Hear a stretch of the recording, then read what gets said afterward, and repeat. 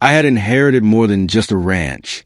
I had inherited 12,000 acres of working Texas land. For generations, cattle had roamed these pastures. Then the HOA gave me 5 days to remove them. These cattle weren't decorations. They were part of a working operation that had existed long before the HOA. Every fence, pasture, and livestock road had a purpose. I never imagined someone would tell me to shut it all down. My grandfather's documents were still in the office. The property records clearly showed the ranch had always been agricultural land. The cattle operation was legal, documented, and fully established. So I wondered why the HOA suddenly thought could control it. That's when Karen arrived. She wasn't there to ask questions. She walked straight toward my gate with an HOA folder in her hand, and she already looked like she'd made up her mind. "You have 5 days," she said. 5 days to remove every cow from my own pasture. I stared at her, waiting for the punchline. There wasn't one. She handed me the order like it was already law. Livestock restriction, property rules, and a 5-day deadline. But there was something she hadn't noticed. The land beneath her feet wasn't an ordinary HOA lot. I spent that afternoon checking every boundary marker. The ranch was exactly where the old survey said it was. The cattle were on my property, and the HOA's authority stopped far before this fence. Karen came back before sunset. She expected me to be packing up the cattle. Instead, I handed her a copy of the property survey. Her confident expression changed almost immediately. She read the first page, then the second. By the third page, she wasn't arguing anymore. She finally realized a 5-day demand might have been the HOA's biggest mistake. I didn't threaten her. I didn't raise my voice. I simply told her the cattle were staying exactly where they were, and I had a feeling the next 5 days would change everything.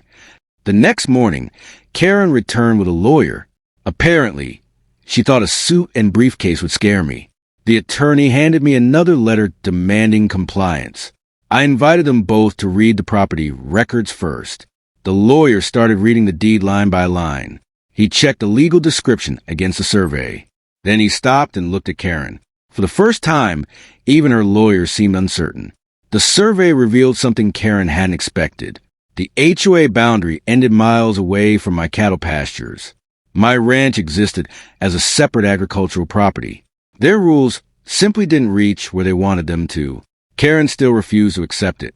She claimed the ranch had somehow become part of the community. Her lawyer quietly disagreed with her. That was when I knew the conversation was finally changing. I decided there was no reason to argue about boundaries, so I called the county survey office. A surveyor arrived with the official records and equipment. Now the property line would be settled by facts instead of threats. The surveyor checked the coordinates against the county database. Then he placed the official marker beside my fence. The result was exactly what my deed had shown. The ranch was private property, completely outside the HOA boundary. Karen finally received the answer she had been avoiding. The HOA had no authority over my cattle operation.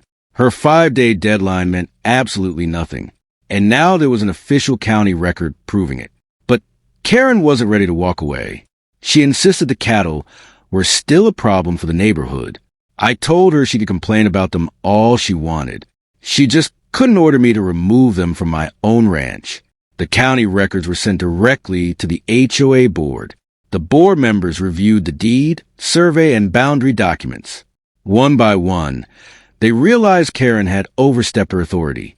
Her 5-day ultimatum was officially abandoned. 5 days passed, and not a single cow left my ranch. Karen's demand had collapsed under the weight of the actual property records. The cattle kept grazing on the same land they had always occupied. And I learned one thing. Owning the land means knowing exactly where your rights begin